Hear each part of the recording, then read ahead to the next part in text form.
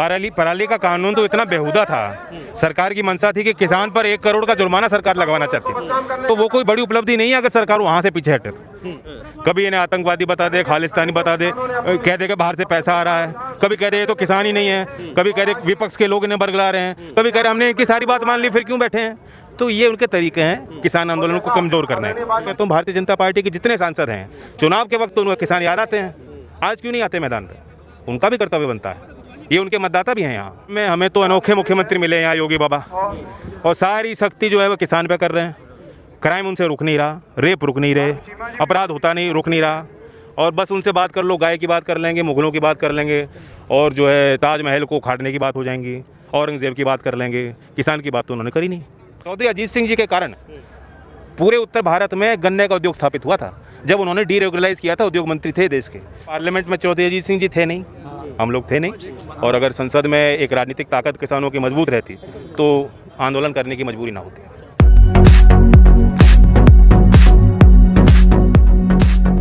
हमारे साथ जयंत चौधरी जी हैं जो अभी अभी गाजीपुर बॉर्डर पर आए थे। सर, लगातार बातचीत हुई है किसान और सरकार के बीच में, लेकिन अभी भी 2 पॉइंट पर बात बनी है। बाकी के पॉइंट के बारे में क्या लगता है, सरकार मानेगी? देखिए, जहाँ तक आप बात करो पराली के कानून की, पराली का कानून तो इतना बेहुदा था। सरकार की मंशा थी कि किसान पर 1 करोड़ का जुर्माना सरकार लगवाना चाहती थी, तो वो कोई बड़ी उपलब्धि नहीं है अगर सरकार वहाँ से पीछे हटे। मेन पॉइंट है दाम की, MSP की। अगर आपको कोई रिफॉर्म करना है तो जो मंडी व्यवस्था है जिससे किसानों को उचित दाम में नहीं मिलता, सरकार घोषित करती है MSP, वो भी किसानों को नहीं मिलता, उसमें सुधार कर सकती थी सरकार।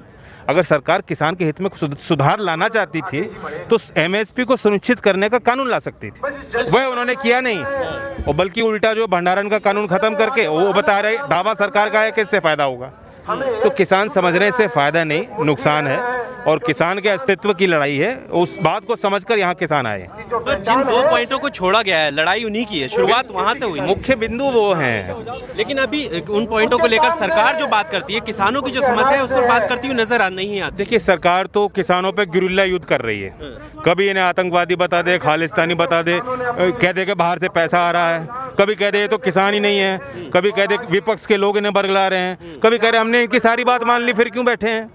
तो ये उनके तरीके हैं किसान आंदोलन को कमज़ोर करने के, बांटने के। लेकिन जो मैंने महसूस किया, मैं शाहजहाँपुर भी गया, मैं सिंधु बॉर्डर गया, आज मैं यहाँ गाजीपुर की सीमा पे, जो उत्तर प्रदेश और उत्तराखंड के मुख्य तौर पे किसान यहाँ बैठे हैं, उनसे मैंने संपर्क किया। मैं एक सरल सी बात समझ गया हूँ जो सरकार अभी समझ नहीं पा रही, ये किसान पीछे हटने वाले नहीं। पर जिस तरीके से देखा जाए कि पहले के जो कानून आए हैं उनको लेकर भी विरोध प्रदर्शन हुए हैं, चाहे वो CA हो, ट्रिपल तलाक हो, धारा 370 हो, लेकिन बैकफुट पर सरकार नहीं गई है। और अब जब देश का किसान सड़कों पर है तो क्या लगता है कि सरकार बैकफुट पर जाएगी? देखिए, भूमि अधिग्रहण कानून को भी मोदी जी ने छेड़ने की कोशिश की थी, उस समय भी विरोध हुआ, फिर सरकार पीछे हटी थी, उन्होंने राज्यों को छोड़ा था।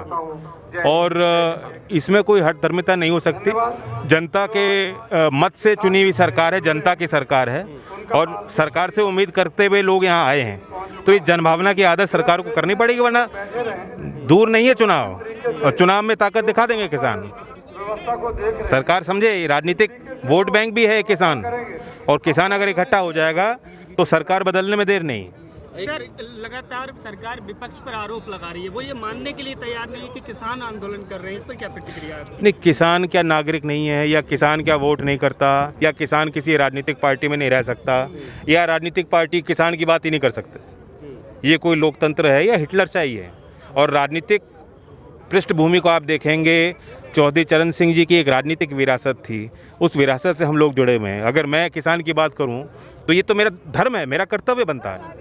वैसे ही अगर कोई भी किसान की वकालत करता है, मैं तो कहता हूँ भारतीय जनता पार्टी के जितने सांसद हैं, चुनाव के वक्त तो उनको किसान याद आते हैं, आज क्यों नहीं आते मैदान पर? उनका भी कर्तव्य बनता है, ये उनके मतदाता भी हैं यहाँ। यूपी में किसानों को आने नहीं दिया जा रहा है आंदोलन में, पुलिस लगी हुई है। असल में हमें तो अनोखे मुख्यमंत्री मिले हैं यहाँ, योगी बाबा, और सारी सख्ती जो है वो किसान पे कर रहे हैं। क्राइम उनसे रुक नहीं रहा, रेप रुक नहीं रहे, अपराध होता नहीं, रुक नहीं रहा, और बस उनसे बात कर लो, गाय की बात कर लेंगे, मुगलों की बात कर लेंगे, और जो है ताजमहल को उखाड़ने की बात हो जाएंगी, औरंगजेब की बात कर लेंगे। किसान की बात तो उन्होंने करी नहीं। तो किसान की भाषा समझते हैं, हमने समझा देंगे यहाँ के लोग जो आए। जिस तरह से ये लोग तो हटे नहीं, ये रुके नहीं उनसे, तो इनके निश्चय को देखे सरकार। सर, जिस तरह से सरकार बार बार तारीख दे रही है और जो कानून रद्द करने की किसान मांग कर रहे हैं उस पर ठोस विचार करती हुई नजर नहीं आ रही है, तो लगता है कि कानून रद्द करेगी सरकार। देखिए, अभी तक सरकार की बात क्या करो, मोदी जी की बात करो। मोदी जी काफ़ी ज़िद्दी हैं। मैं उनको एक ही बात हिदायत देना चाहता हूँ, जो आदमी अपनी गलती मान लेता है समाज उसे स्वीकारता है, उसे गले लगाता है, उसे आगे बढ़ाता है। गलती मानने से कोई आदमी छोटा नहीं होता, बड़ा होता है। और जो पीछे हटना नहीं जानता वो आगे नहीं बढ़ सकता। तो मेरी बातों में जो बात छुपी है वो सरकार समझ ले। मोदी जी लगातार यही कह रहे हैं कि कानून आपके फायदे के लिए लाए, यानी किसानों के। ये तो ज़बरदस्ती फ़ायदा है। डायबिटीज़ हो रही है और मिठाई खिलाए जा रहे हो तुम। किसे चाहिए? हमें तो नहीं चाहिए। गांव-गांव में पंचायत लगाई जा रही है ये बिल को समझाने के लिए। अब ई चौपाल हो रही है, वो तो गांव में पंचायत नहीं हो रही, वो ई चौपाल है, हवा हवाई। मौन बना हुआ है, तो बस कोई भूमिका नहीं है क्या इसमें? देखिए, ये सामाजिक आंदोलन है। अब देखो, एक पत्रकार मुझसे पूछ रहा है कि इसमें विपक्ष की भूमिका जो है संदिग्ध है, विपक्ष क्यों बोल रहा है? आप कह रहे विपक्ष बोल नहीं रहा। तो देखिए, ये आप मंच देखो, सामाजिक मंच है। मैंने वहाँ आके अपनी बात नहीं, मेरी यह मंच आके आने की मंशा ये नहीं थी कि मैं मंच संभालूं या माइक लेके अपनी बात रखूं। जो वहाँ बात हो रही है वो मेरी बात है, उनकी बात मेरी बात है, एक ही बात है, तो कोई फर्क नहीं है।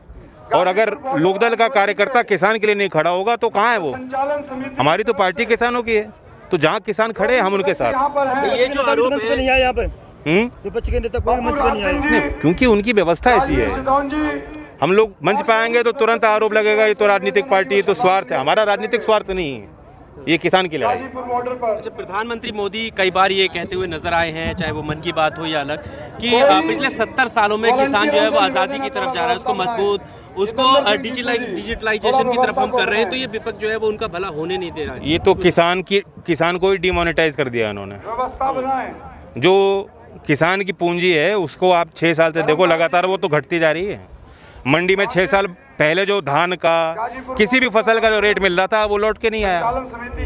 बाजरे का MSP 1950 है, 2150 हो गया बल्कि अब। बताओ किसी किसान को मिल रहा हो? कहाँ मिल रहा है? नहीं मिल रहा। गन्ने का भाव उत्तर प्रदेश में अब 2021 हो गई, नया साल आ गया और इस सत्र का अभी तक भाव घोषित नहीं है। 2-2.5 महीने से मिल चल रही है, किसान का गन्ना चला गया, उन्हें ये नहीं पता क्या मिलेगा और कब मिलेगा। तो किसान तरक्की कहाँ कर रहे हैं? उनका कहना है ये पहला कदम है हमारा MSP की तरफ, और बाकी किसी किसानों को खाने के लिए पहला कदम है। विरोध क्यों कर रहे हैं आप? विरोध इस बात का है, देखो हम चाहेंगे कोई निजी क्षेत्र का भी व्यापार हो, उससे फायदा नुकसान नहीं। आप बनाइए, जितनी मंडी बना सकते हैं बनाइए, लेकिन भाव क्या होगा? सरकार की तो दखल रहनी चाहिए। मैं आपको उदाहरण देता हूँ, चौधरी अजीत सिंह जी के कारण पूरे उत्तर भारत में गन्ने का उद्योग स्थापित हुआ था। जब उन्होंने डीरेगुलराइज किया था, उद्योग मंत्री थे देश के, तब से मिल स्थापित हुई और उनकी मंशा ये थी कि मिल जो है किसान से लेगी, किसान को फायदा मिलेगा। लेकिन उस बात में फर्क देखो, राज्य की सरकार रेट तय करती है, यहाँ सरकार कह रही भाई रेट हमारे बस की नहीं, रेट तो तुम दोनों तय कर लो जो करो। एक तरफ किसान है, दूसरी तरफ अंबानी, बताओ रेट कौन तय करेगा? नहीं, सरकार की दखल रहनी चाहिए ना। MSP का मतलब क्या, अर्थ क्या रह जाएगा? MSP सरकार MSP घोषित करती रहेगी, मंडी पे ट्रेड होगा नहीं, MSP किसी किसान को मिलेगा नहीं, ये हो जाएगा। जब से जो गेहूं धान खरीद के पंजाब में बेचते हैं, दलालों को खत्म करना है हमें। तो देखिए खत्म, देखो यहाँ तरक्की हरियाणा पंजाब के किसानों ने की है, अब उन्हें पहले खत्म करो। अरे भैया पहले दूसरी व्यवस्था बना लो। बिहार में आपकी सरकार है, मध्य प्रदेश में आपकी सरकार, वहाँ कुछ बना के दिखा देते। बिहार के प्रोडक्शन का 2% खरीदती है वहाँ, क्यों? वहाँ मंडी बनाओ ना, क्यों नहीं बना रहे? वहाँ मंडी बनानी नहीं, यहाँ सरकारी मंडी, उसे खत्म करो। ये कहाँ करना पड़ेगा? भोले वाले किसानों को बेकार के पंजाब में जाते हैं। किसान भोले भाले हैं, लेकिन किसान भोले भाले हैं, किसान बहुत समझदार विद्वान है। जयंत जी, जब से ये कानून पास हुए उसके बाद से सबसे पहले विरोध की शुरुआत जो होती है वो हरियाणा पंजाब से होती है। आपकी RLD जो है वो किसान के एकदम फेवर में, यानी किसानों की पार्टी कही जाती है, तो आपकी पार्टी ने शुरुआत इसकी विरोध में क्यों की? अगर ये कानून इतने खतरनाक थे तो? नहीं, देखिए लगातार हम विरोध कर रहे हैं, हमने जिले में ज्ञापन भी दिए हैं, कोशिश भी किए हैं। एज पॉलिटिकल पार्टी तो हमारी इस मुद्दे से लगातार जुड़ाव है और उसको उठाते आए। लेकिन सवाल ये है कि पार्लियामेंट में चौधरी अजीत सिंह जी थे नहीं, हम लोग थे नहीं, और अगर संसद में एक राजनीतिक ताकत किसानों की मजबूत रहती तो आंदोलन करने की मजबूरी ना होती। धन्यवाद।